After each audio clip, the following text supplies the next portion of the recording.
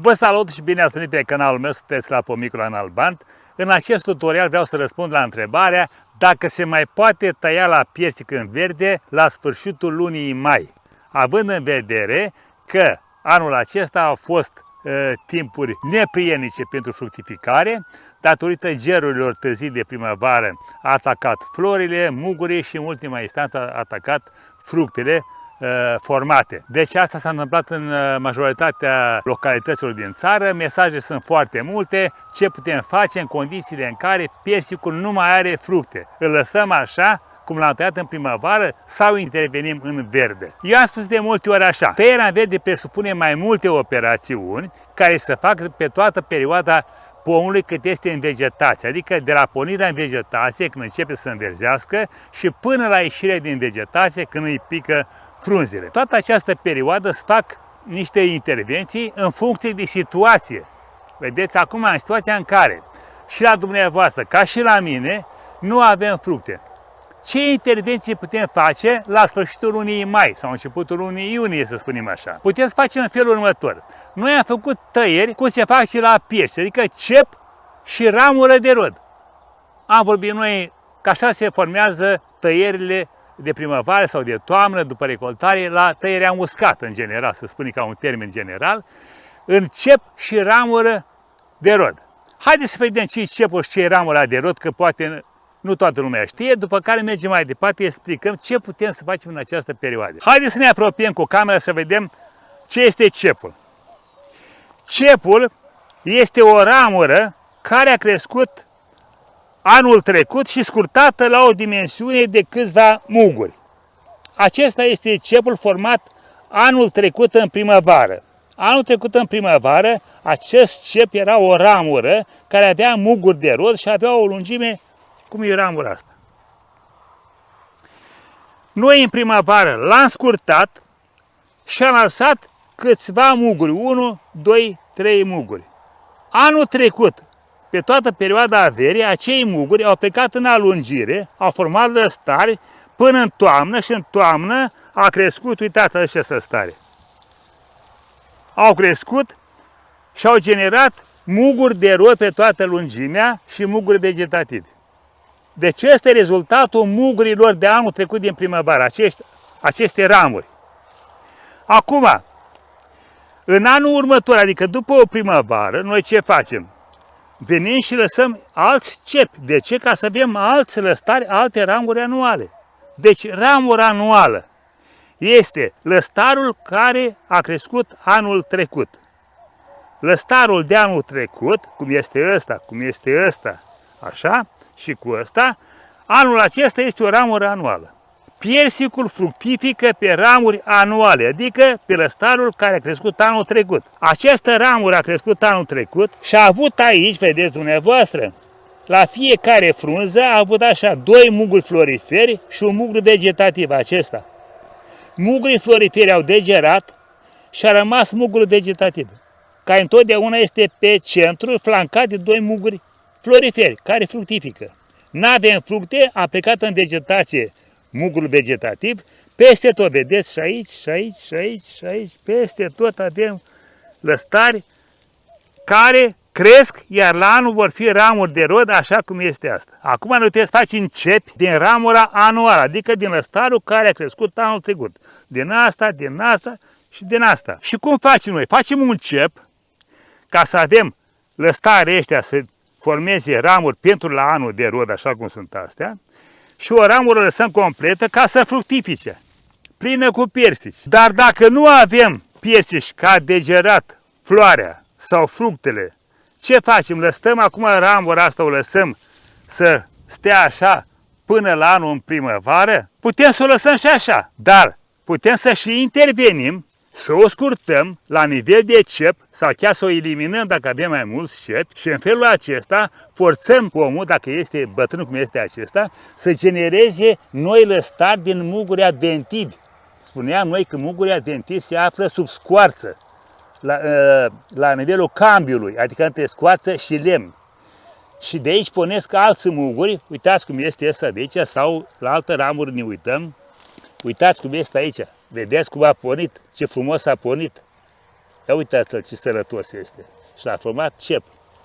Deci, în momentul în care nu avem fructe, putem să scurtăm ramura care am lăsat-o pentru fructificare, n-a fructificat, o facem cep la ce? La 2-3 lăstari. 1, 2, 3. Atât. Vedeți? Și acum avem așa. Avem 3 lăstari aici, 3 lăstari aici, 2 lăstari aici. Vom avea 3, 6, 8 ramuri anuale în primăvara următoare. Toate aceste ramuri anuale vor fi pline cu muguri de rod. Din ele, o parte vom face cepi tot așa și o parte le lăsăm să fructifice. Deci asta e regula care se folosește la tăierea persicului. Acum, am spus noi așa, ce putem să facem în situația în care nu avem fructe? Deloc. Venim și eliminăm ramurile anuale, pentru că nu fructifică, și nu eliminăm complet, decât unde este cazul și mai ales acolo unde sunt ramurile foarte firave.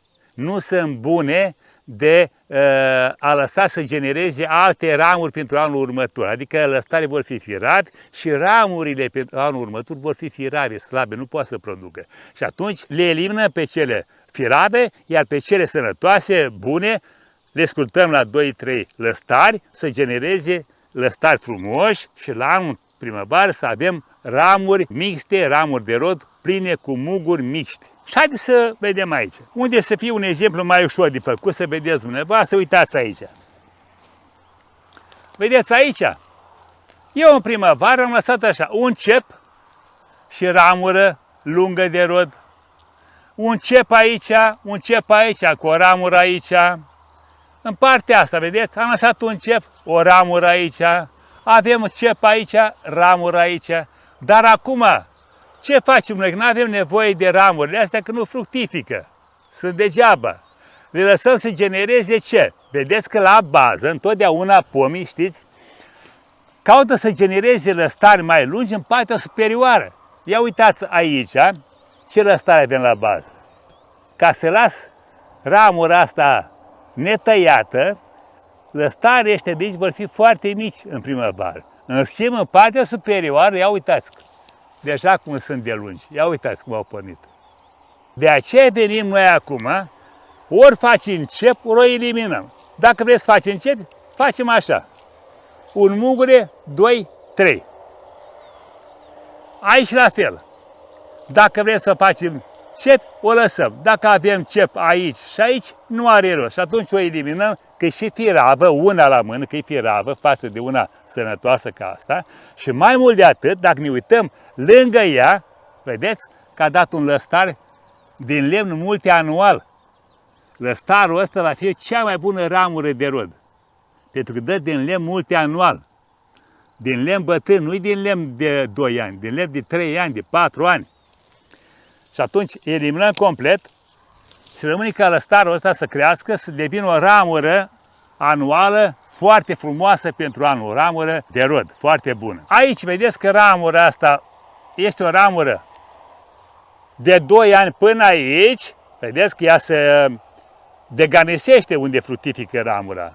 Deci ramura anuală este plină cu lăstari și cu fructe, iar ramura de 2 ani se deganisește. Ea este plecată în jos, avem deja foarte frumos garnisit în partea superioară, nu are rost să o mai ținem în poziția asta, eliminăm. Mergem mai departe să vedem ce putem să mai facem noi. Avem cep pe aici, avem zona asta, vedeți aici un cep, l-am lăsat eu în primăvară, dar este atât de firav, încât mi-aș permite să spun așa că scot de aici, să-i las numai 2 lăstării. 2 lăstării care pot crește să genereze 2 ramuri bune. Partea asta de sus era ramura de rod, foarte frumoasă.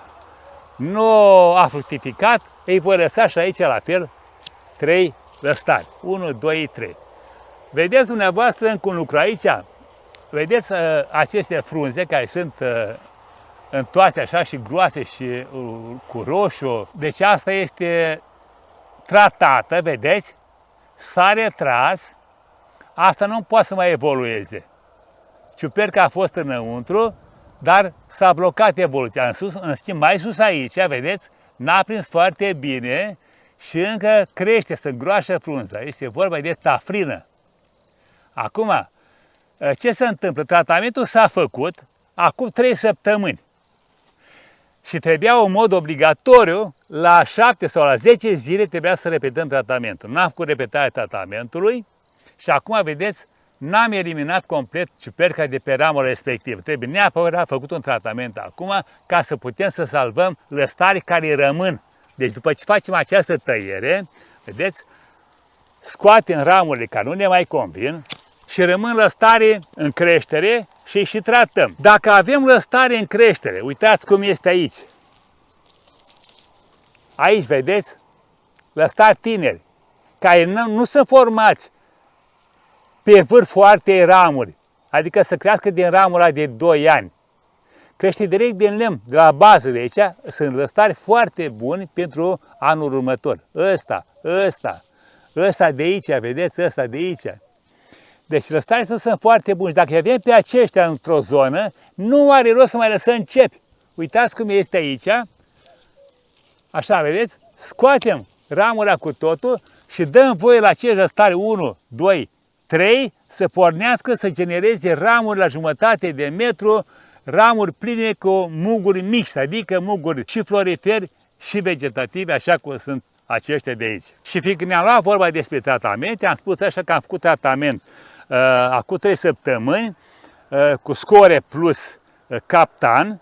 Eu am mai folosit și un adjuvant pentru penetrare, pentru că dacă avem de-a face cu tratamente sistemice, avem nevoie și un adjuvant penetrant, adică să ajunge să intre în frunză, pentru că ciuperca este băgată în frunză, între pereții frunze și atunci un tratament de contact nu are efect grozav. Trebuie neapărat intervenit într-un tratament cumulat cu sistemic și băgăm un adjuvant care să ajungă să pătrundă, să ajute să pătrundă în frunză. Bun, dacă să facem acest tratament și facem o repetare la 10 zile, tratamentul este foarte, foarte eficient. Facem aceste tratamente, mai facem încă unul eventual la încă 10 zile, până vine căldura, în iunie vine căldura, ciuperca la 28 de grade moare pentru că nu suportă căldura. Hai să mai spunem câteva cuvinte ca să nu rămână întrebarea fără răspuns complet. Deci, facem cepi din ramuri frumoase care le-am ales noi la câțiva lăstari. 1, 2, 3. Putem să lăsăm și 4-5, nu e nicio problemă. În funcție de starea pomului. Dacă pomul este mai tânăr, are foarte mulți lăstari, foarte multe ramuri lăsate de noi și le vom scurta la mai puțin lăstari, adică cum e ramura asta, dacă o scurtez la 2 lăstari, e bine. Dar dacă pomul este îmbătrânit și nu avem foarte mulți lăstari, nu avem foarte multe ramuri ca să scurtăm, să îmbogățim și nu avem nici lăstari forniți din neîmbătrân, atunci lăsăm cepii mai aglomerați un pic, la 4-5 lăstari, ca să avem de unde să facem și fructe în anul următor, una la mână și a doua la mână, să nu dăm naștere la lăstari anticipați. Pentru că dacă vom rări foarte mult, vom scurta foarte multe ramuri la 2 lăstari, bineînțeles că pomul, dacă e în putere, vom avea creșteri puternice și imediat după o săptămână, după ce fac creșterile la undeva la 30 cm, încep să pornească anticipația. Ori ăsta este un lucru favorabil pentru piersic, pentru că fructifică mai prost pe lăstari anticipați, iar pe lăstarul principal cu anticipați face fructe, dar nu sunt la fel de uniforme ca pe o ramură anuală care este fără anticipați. O ramură anuală fără anticipați este cea mai bună ramură de rod. Am spus și pot să repet și acum. Ramura de rod cea mai bună la piersic este ramura care nu are anticipați, dar are o dimensiune peste 40 de cm, pentru că are putere să fructifice, face fructe uniforme, fructifică abundent, dar noi putem să rărim. Ramurile anuale mai scurte, de 40 de cm și mai subțiri, fac fructe de proastă calitate, iar cele care sunt mai mici, cum e o ramură anual, cât asta, să spunem așa, da? Cât asta. La anul, dacă rămâne lăstarul ăsta așa și se umple cu muguri de rod, va fructifica 2-3 piersici aici în apropiere, dar sunt fructe de cea mai proastă calitate. De aceea am spus eu în alte situații că ramurile de rod în primăvară, care sunt de mici dimensiuni, se elimină complet. Se numesc salbe. Salbele le eliminăm și buchetele de mai, așa cum este ăsta aici, vedeți? Ăsta este un buchet de mai. Ăsta fructifică și el la anul. la anul, el acum se lignifică și la anul fructifică. Ăsta e buchet de măi. Face o piesică aici, două foarte mici, n-au calitate și atunci le eliminăm noi în primăvară la tăiere, le eliminăm complet. Și ce mai facem? Noi am zis mai înainte, repet acum, ramurile anuale pe care noi le-am lăsat pe pom, cu bună știință, pentru că am văzut că nu avem foarte multe ramuri anuale bune, am lăsat și pe cele mai firave. Să trecem în partea la altă, trec eu, camera rămâne acolo. Dacă constatăm că pomul emite lăstari noi de pe lungimea tulpinii, cum e cazul nostru aici, asta e o situație fericită, vedeți? Direct din tulpină, ia uitați aici. Ia uitați aici de unde a plecat. Vedeți? Direct din lemnul gros, din muguri adventivi, a plecat de sub scoarță, dintre scoarță și lemn acolo, în zona aia cambială, de acolo a plecat mugurul ăsta. De ce a plecat? Pentru că a fost scurtat mult în partea superioară, în lemn bătrân. I-a făcut tăiere, un fel de tăiere de regenerare. Ei, în această situație, când constatăm că avem deja porniri să ganisește partea scheletului spre bază, atunci venim aici, vedeți?